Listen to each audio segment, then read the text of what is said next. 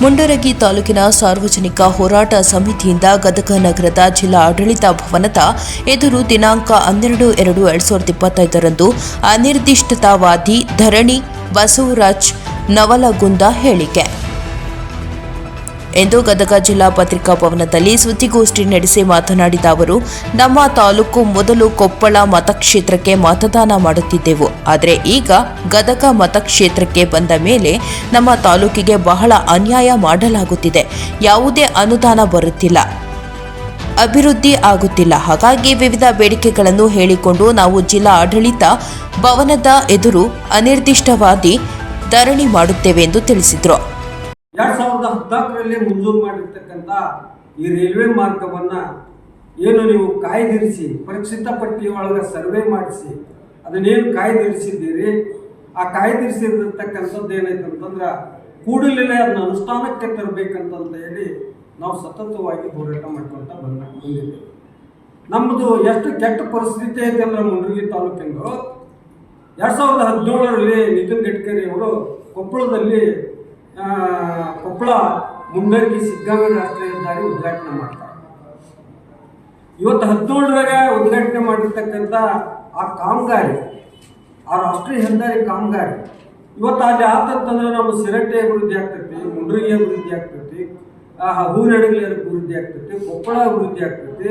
ಈ ಗದಗ ವ್ಯಾಪ್ತಿಗೆ ಒಳಬರ್ತಕ್ಕಂಥ 100 ಹಳ್ಳಿಗಳು ಏನೈತೆ ಅಂತಂದ್ರೆ ಆ ರಾಷ್ಟ್ರೀಯ ಹೆದ್ದಾರಿ ಆಗೋದ್ರಿಂದ ಉದ್ಯೋಗ ಕ್ರಿಯೇಷನ್ ಆಗ್ತೈತಿ.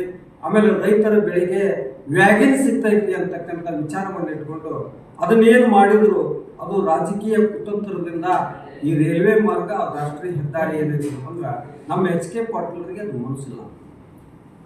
ಎಚ್ ಕೆ ಪಾಟೀಲ್ರನ್ನ ಅಷ್ಟೇ ನಾವು ಹೇಳ್ತಾ ಇಲ್ಲ, ಇಲ್ಲಿ ಬಿಜೆಪಿಗೂ ಮನಸ್ಸಿಲ್ಲ, ಕಾಂಗ್ರೆಸ್ಗೂ ಮನಸ್ಸಿಲ್ಲ. ಮುಂಡರಗಿ ತಾಲೂಕನ್ನ ಬಡ ಕೂಸನ್ನ ಅದನ್ನ ಅಭಿವೃದ್ಧಿ ಮಾಡ್ತಕ್ಕಂಥ ಕನಸನ್ನು ಹೊಂದಿರ್ತಕ್ಕಂಥ ನಾವೆಲ್ಲ ಚಳವಳಿಗಾರರು ದಿನನಿತ್ಯ ಹೋರಾಟ ಮಾಡಿದ್ರು. ಏನಾಯ್ತು ಅಂತಂದ್ರೆ ನಮ್ಮ ತಾಲೂಕು ಏನಾಯ್ತು ಅಂದ್ರೆ ವಿಧಾನಸಭಾ ಕ್ಷೇತ್ರವನ್ನು ಕಾಪಾಡಿದ್ರು.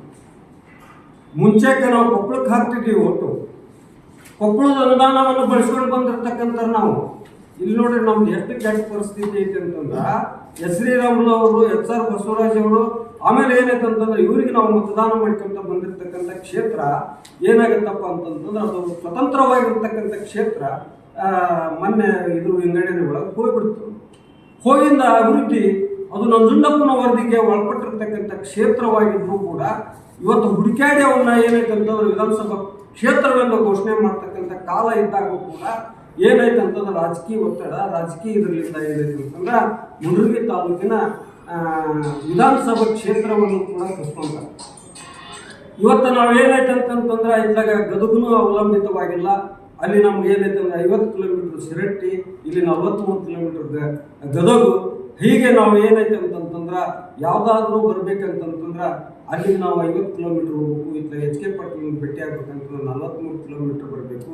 ಇದೇನೈತೆ ಅಂದ್ರೆ ವಾಸ್ತವ ಸ್ಥಿತಿ. ಅದು ವಿಧಾನ ಅಧಿವೇಶಗಳ ಅಭಿವೃದ್ಧಿ ಸಂಘ, ದಲಿತ ಚಳವಳಿಗಾರರು, ಡಾಕ್ಟರ್ BR ಅಂಬೇಡ್ಕರ್ ಅಭಿಮಾನಿ ಬಳಗದ ಚಳವಳಿಗಾರರು, ರೈತ ಚಳವಳಿಗಾರರು, ಕನ್ನಡ ಸಂಘಟನೆ ಚಳವಳಿಗಾರರು, ರೈತರ ಪರ ಗದಗ ಜಿಲ್ಲಾ ಅಧಿಕಾರಿಗಳ ಕಾರ್ಯಾಲಯದ ಮುಂದೆ ದಿನಾಂಕ 12/2/2025 ಅನಿರ್ದಿಷ್ಟ ಧರಣಿ ಸತ್ಯಾಗ್ರಹವನ್ನು ಹಮ್ಮಿಕೊಂಡಿದ್ದೇವೆ. ಅನಿರ್ದಿಷ್ಟ ಧರಣಿ ಸತ್ಯಾಗ್ರಹವನ್ನು ಯಾಕೆ ಹಮ್ಮಿಕೊಂಡಿದ್ದೇವೆ ಅಂತಂದ್ರೆ ನಮ್ಮ ವಿವಿಧ ಬೇಡಿಕೆಗಳಾದ ಗದಗ ಹರಪನಹಳ್ಳಿ ರೈಲ್ವೆ ಮಾರ್ಗ ಮತ್ತು ಮುಂಡರಗಿ ಆಶ್ರಯ ನಿರ್ಗತಿಕರಿಗೆ ವಾಜಪೇಯಿ ವಸತಿ ಯೋಜನೆಯಲ್ಲಿ ವಸತಿ ನಿರ್ಮಾಣ ಮಾಡಿಕೊಡುವ ಬಗ್ಗೆ ಮತ್ತು ಕೊಪ್ಪಳ ಮುಂಡರಗಿ ಸಿಗ್ಗಾಂವಿ ರಾಷ್ಟ್ರೀಯ ಹೆದ್ದಾರಿ,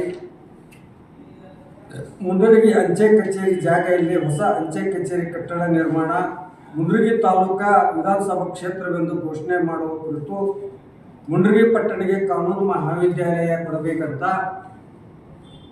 ಮುಂಡರಗಿ ಪಟ್ಟಣಕ್ಕೆ ಸರ್ಕಾರಿ ಪ್ರೌಢಶಾಲೆ ಮಂಜೂರು ಮಾಡಬೇಕು ಮತ್ತು 8 ಕರ್ನಾಟಕ ರಾಜ್ಯಾದ್ಯಂತ ಸರ್ಕಾರಿ ಪದವಿ ಪೂರ್ವ ಮಹಾವಿದ್ಯಾಲಯದ ಅತಿಥಿ ಉಪನ್ಯಾಸಕರಿಗೆ ಸೇವೆ ಸಲ್ಲಿಸುತ್ತಿರುವುದನ್ನು ಕಾಯಂಗೊಳಿಸಬೇಕು.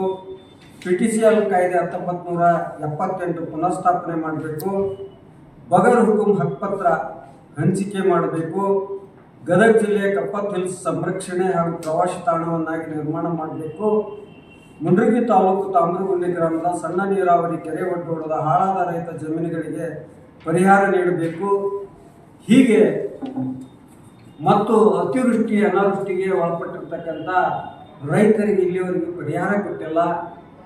ಇವೆಲ್ಲ ವಿಷಯಗಳನ್ನು ನಾವು ಏನೈತೆ ಅಂತಂದ್ರೆ ಇಟ್ಕೊಂಡು ಸುಮಾರು 15 ವರ್ಷ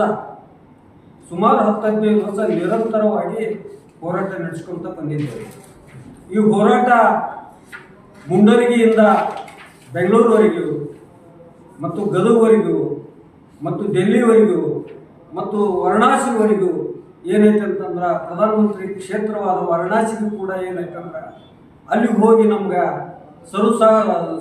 ರೈತರ ಬೆಳೆದಂಥ ಬೆಳೆಯನ್ನು ಸಾಗಾಟ ಮಾಡಲಿಕ್ಕೆ ದೊಡ್ಡ APMC ಹೊಂದಿರತಕ್ಕಂಥ ಗದಗ ಜಿಲ್ಲೆ ಇರ್ಬೋದು, ಹಾಗೂ ಮುಂಡ್ರಗಿ ತಾಲೂಕು ಇರ್ಬೋದು, ಹೂವಿನಡಗಲಿ ತಾಲೂಕು ಇರ್ಬೋದು, ಮಗ್ಲ ಹಾವೇರಿ ಜಿಲ್ಲೆ ಇರ್ಬೋದು, ಕೊಪ್ಪಳ ಜಿಲ್ಲೆ ಇರ್ಬೋದು, ಬಳ್ಳಾರಿ ಜಿಲ್ಲೆ ಇರ್ಬೋದು, ಇದು ಅಖಂಡತೆ ನಡುಕ ಏನೈತೆ